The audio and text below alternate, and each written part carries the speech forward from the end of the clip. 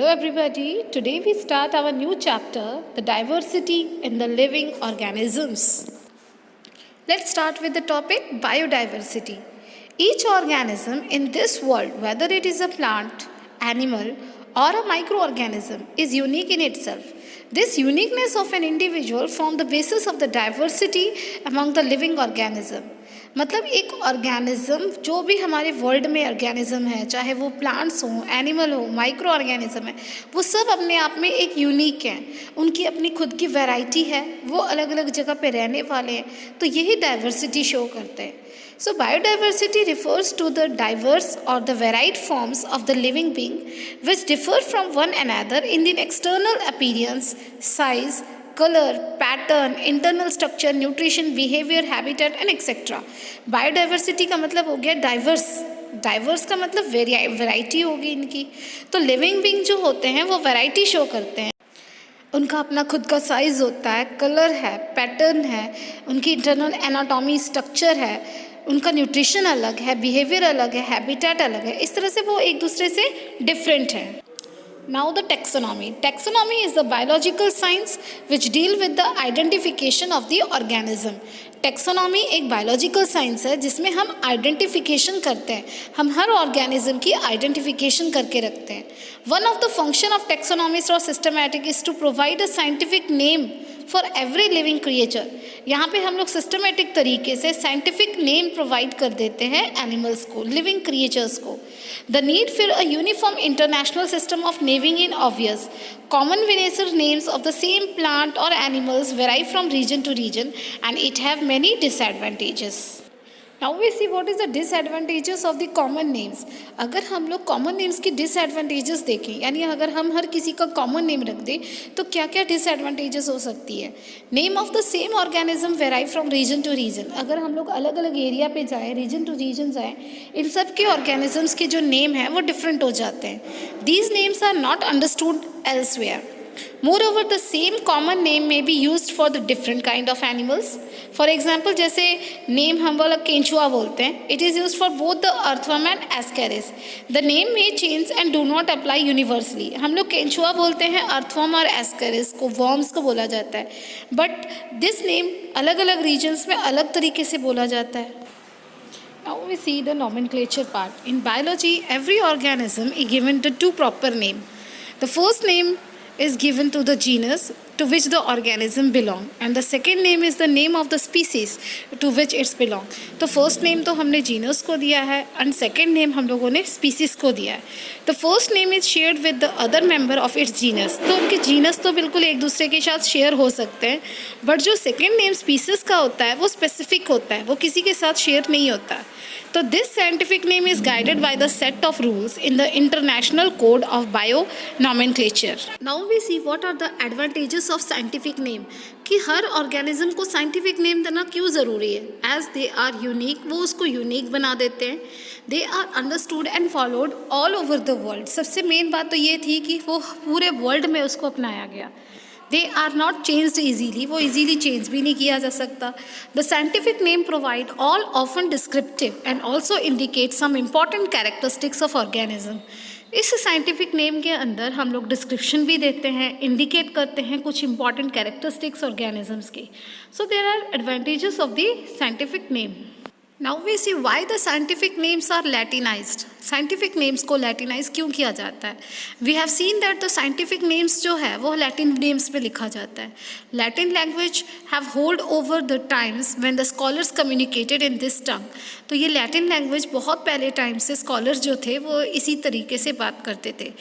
It is the precise, uniform, understandable to investigators throughout the world. तो पूरे world में जितने भी इन्वेस्टिगेटर्स हैं तो ये इनको ईजीली फाइंड कर सकते हैं. A formal system of Latin nomenclature is used. तो ये भी एक फॉर्मल तरीके से लैटिन नॉमेनक्लेचर यूज़ किया जाता है. Now how to write the scientific name. Scientific name लिखने का तरीका क्या है. Few rules are proposed for naming that following. The name should be given in the Latin language. Name of the genus begin with the capital letter, name of the species begin with the small letter. तो यहाँ पे हम लोगों ने पढ़ा है कि 2 names होते हैं, ए फर्स्ट लेटर जो होता है वो जीनस का होता है, that will be in the capital letter, and जो स्पीसीज है सेकेंड लेटर है वो स्मॉल लेटर्स में होता है। The scientific name should be written in italics when printed and should be underlined separately when hand written, such as the example of human is homo sapiens, for the lion is panthera leo. Example given है, जैसे human का scientific name होमो sapiens होता है, homo means genus and जो sapiens है उसका मतलब species से बिलोंग करता है। Now we see the development of binomial nomenclature. It was first developed and used in naming the plants and animals by Linnaeus in his book entitled Species Plantarum. Linnaeus has been considered the father of taxonomy. Father of taxonomy भी Linnaeus को माना जाता है, since he developed the binomial system of the nomenclature and the system of the classification. Now, what is classification? To study the diversity among the living organism in an effective way, we need to arrange the various kind of organism in an effective way. तो हमें पता है कि living organism की बहुत सारी diversity है, सो अभी हमें ज़रूरत पड़ती है इसको अरेंज करने की, वेरियस काइंड ऑफ ऑर्गेनिजम्स को अरेंज भी करना है। We need to arrange the various kind of organism in a systematic manner, और सिस्टमेटिक मैनर में हमें उसे अरेंज करना है। तो the method of arranging the organism into groups और sets on the basis of similarity and differences, that is the classification.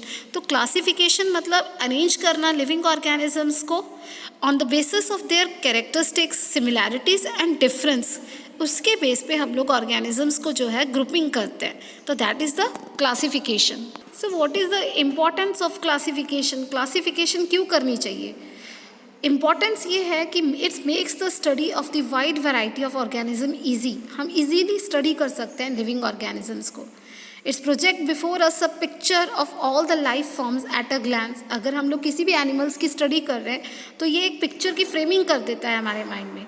It's essential to understand the inter relationship among the different groups of organism. Even हम लोग एक organisms या different organisms के बीच में हम लोग क्या इंटर रिलेशनशिप्स है उसको अंडरस्टैंड कर सकते हैं। It also help in forming a base for the development of the other biological science and also help in the studying the evolution. Now we see what is the need of the classification of the living organism.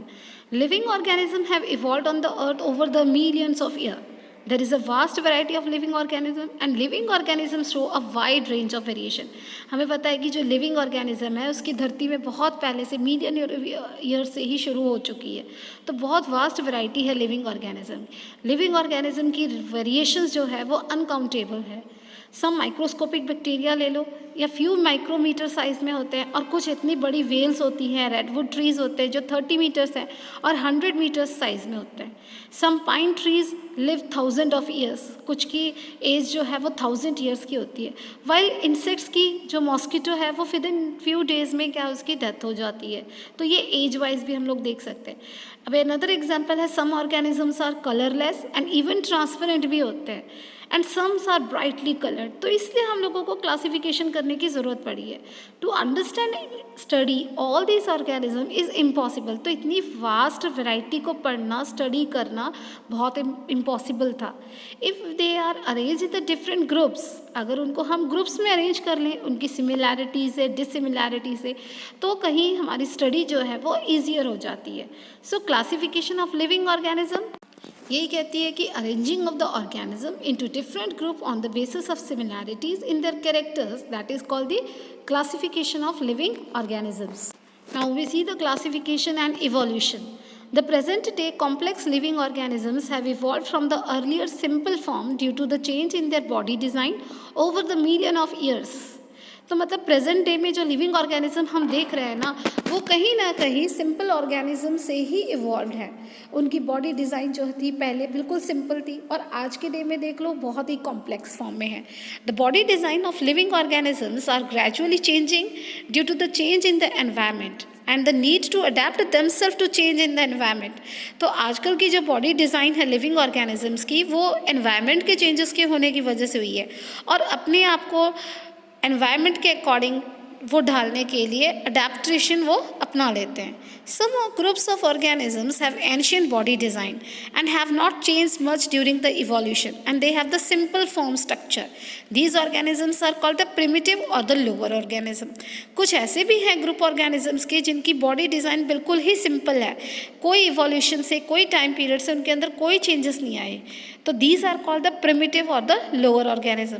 और कुछ ऐसे organism हैं, some organisms are there, they have acquired the body design relatively recently and have the complex form and structure that we call the advanced or the higher organisms.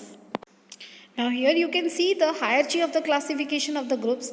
The first largest is the kingdom, then phylum, division, then class, order, family, genus and species. The highest hierarchy classification is kingdom and the lowest hierarchy of the classification is the species. आप इसको learn करने के लिए याद कर सकते हैं, keep the pot clean और फैमिली गेट सिक. शॉर्टली आप इसको इस तरह से याद कर सकते हैं. And now we discuss about the all the hierarchy classification. Species क्या है, हमने देखा स्पीसीज़ जो है सबसे लोएस्ट है.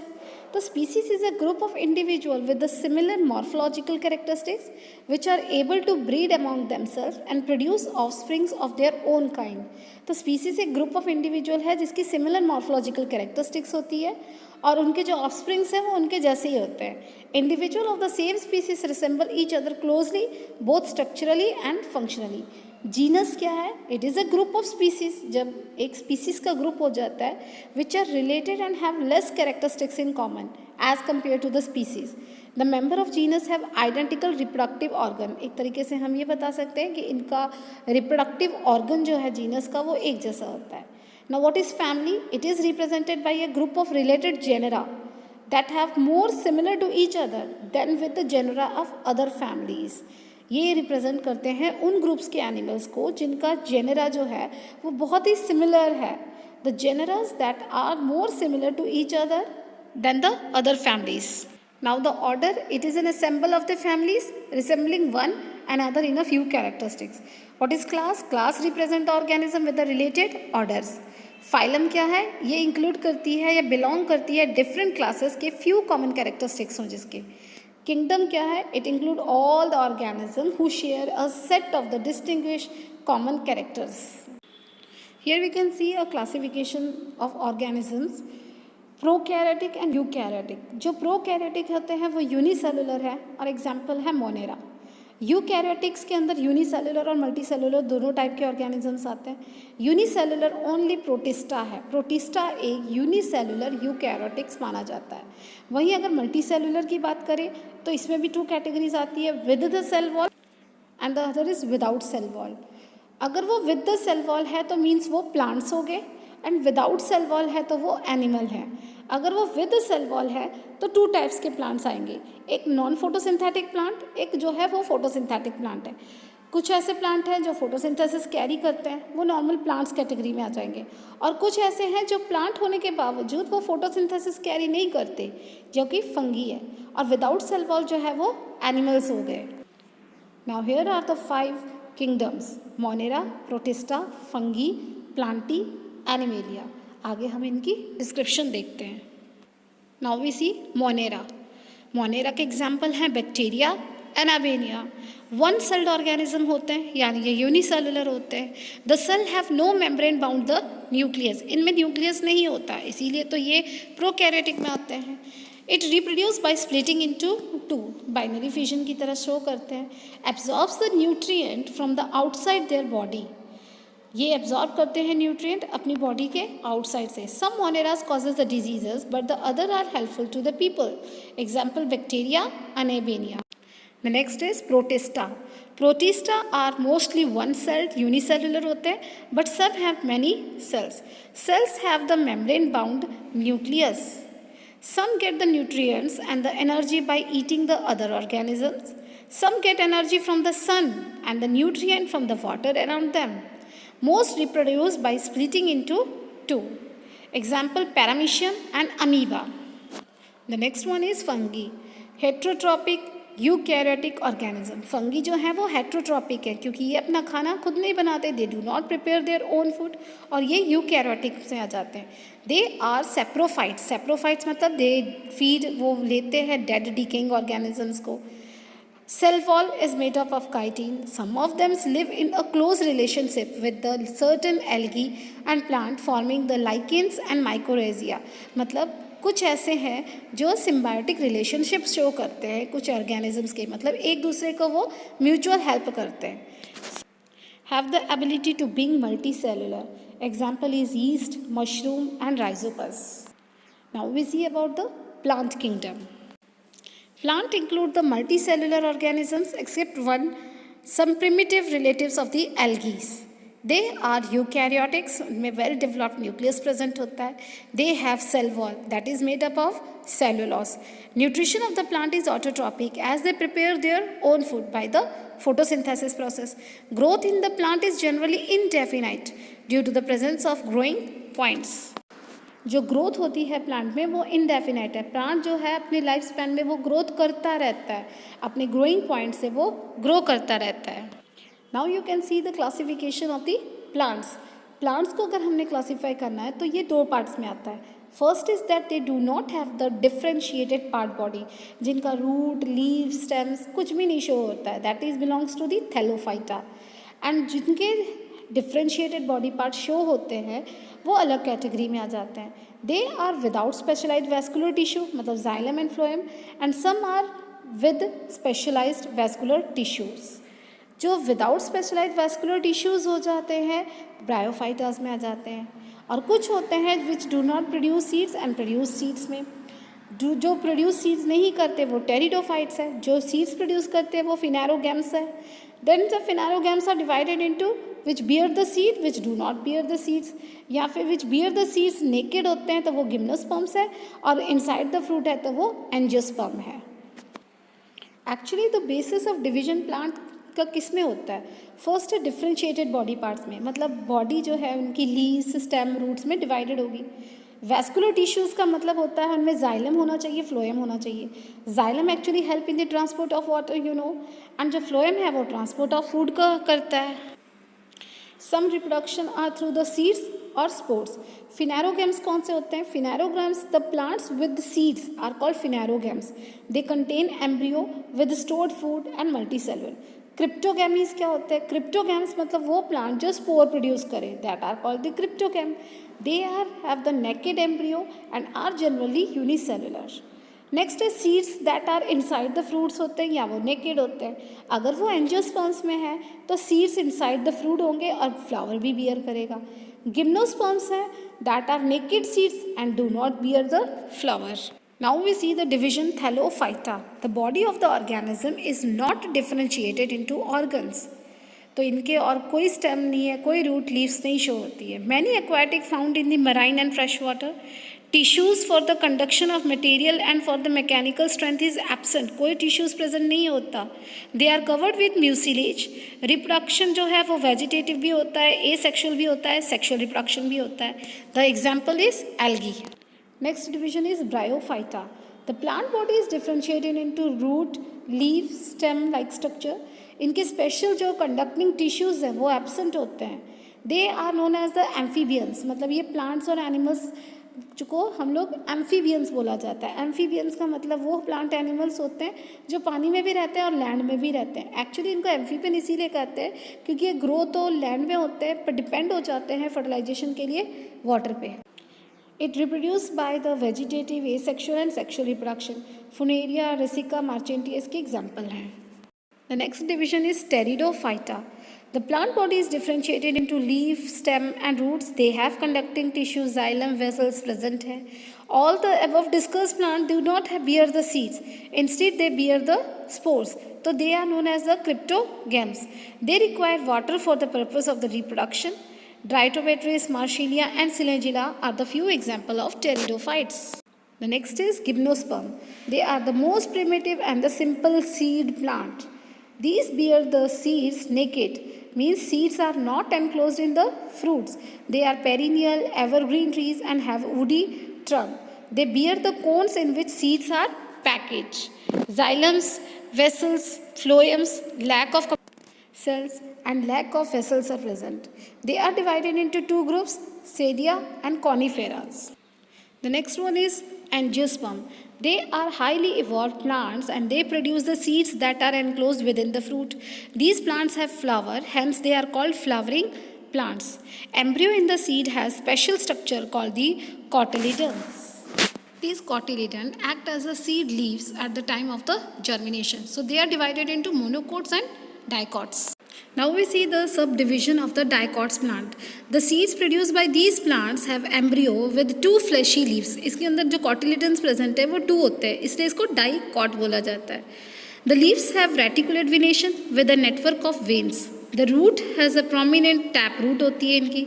Flowers 5 या multiple 5 petals में होते हैं. Vascular bundles जो हैं वो ring में arrange होते हैं. Example pea, potato, sunflower, etc. Now the next subdivision is monocots. The seeds of these plants have single cotyledons. The leaves are showing the parallel venation. Root system जो है वो fibrous root system होता है. Flowers ट्राइमेराफस होते हैं यानी 3 to 5 इनके 3 petals होते हैं.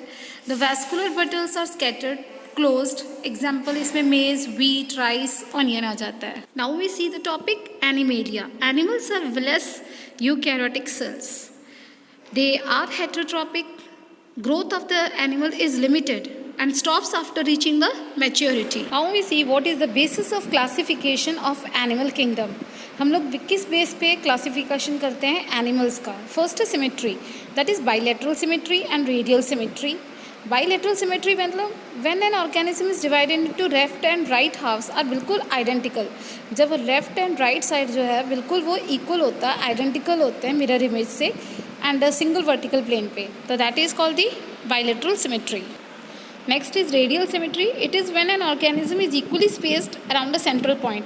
मतलब अगर एक central point रख लिया जाए और चारों तरफ से वो equally spaced हो जाए, जैसे बाईसाइकिल होता है, बाईसाइकिल की spokes होती हैं. That is the radial symmetry.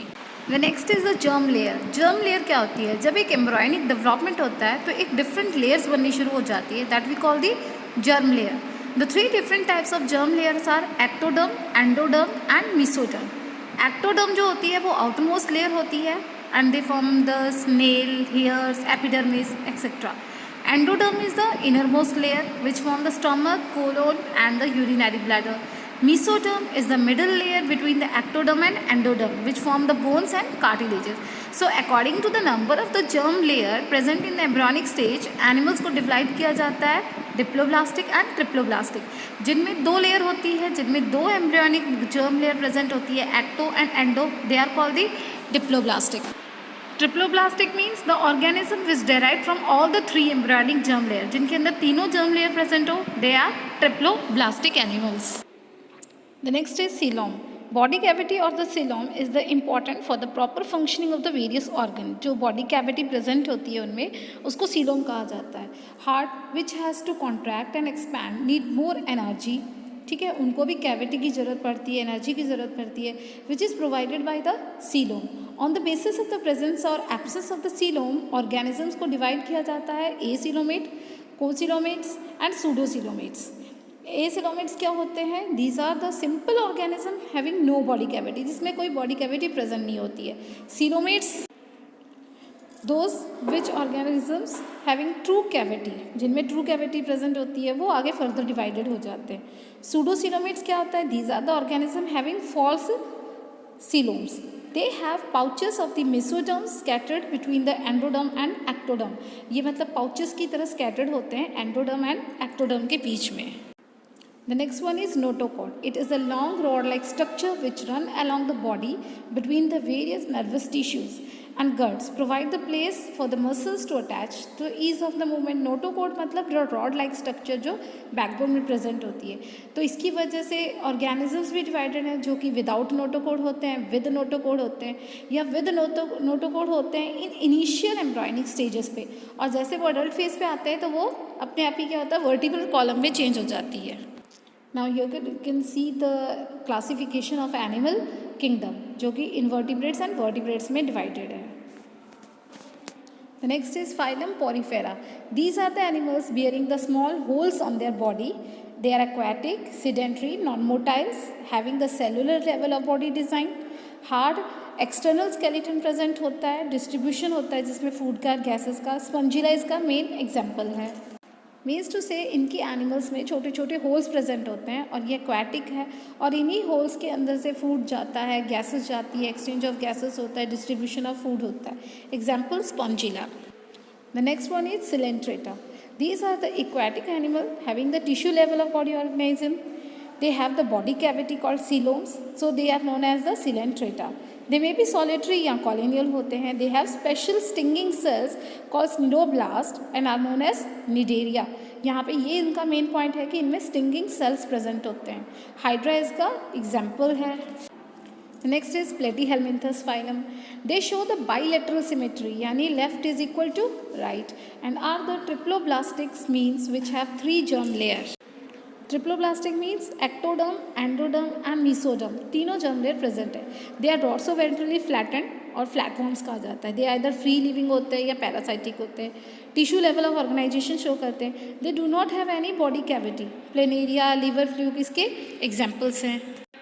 Next one phylum is Nematoda. These animals are also bilateral symmetry, triploblastic, cylindrical in shapes. They are pseudocoeloms, मतलब false coelom present है. Tissue level का organization होता है, mainly parasitic है. Ascaris is the example. Phylum Annelida. They are bilateral symmetrical, triploblastic, cylindrical in shape. True body cavity, organ system present है. Body is divided into small segments called animae, so they called Annelida. They are found in both land and water. Earthworm is an example. Arthropoda. These are the animals showing the bilateral symmetry, triploblastic.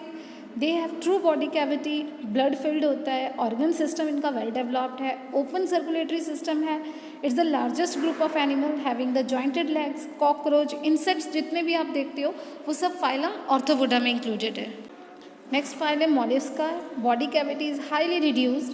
Animal bilateral symmetry, triploblastic show करता है, open circulatory system है, kidneys excretion के लिए present है, highly muscular फूट है जो movement में इसको हेल्प करते हैं. Pila and chitons are the examples.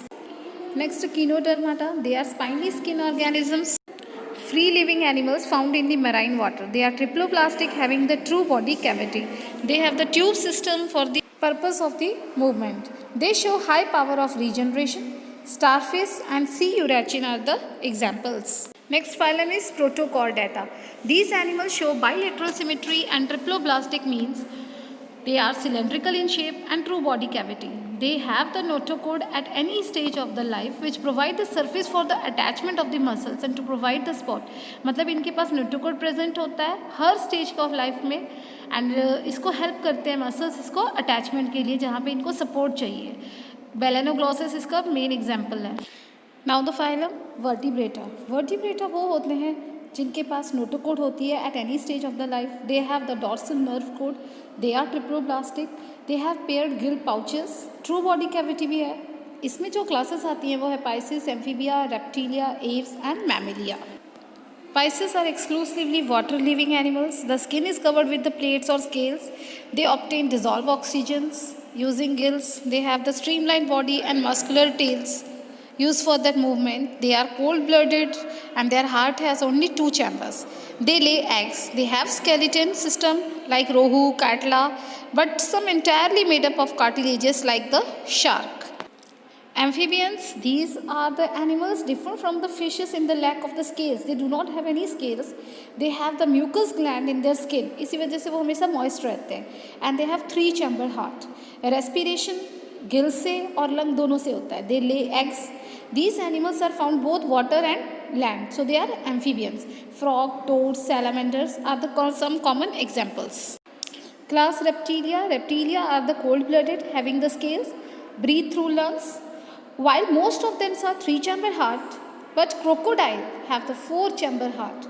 They lay eggs with the tough covering and do not need to lay their eggs in the water unlike the amphibians do.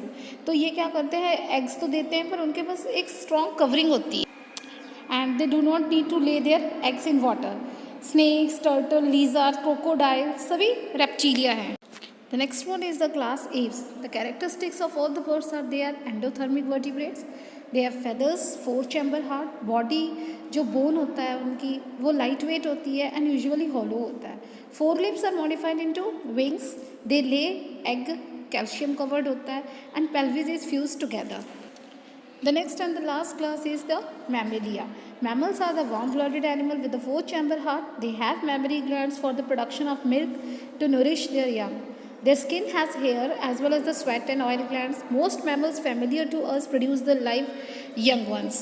However, a few of them like the platypus and can lay eggs, and some kangaroos give birth to poorly developed young ones. So here the diversity chapter ends. Hope you understand the concept.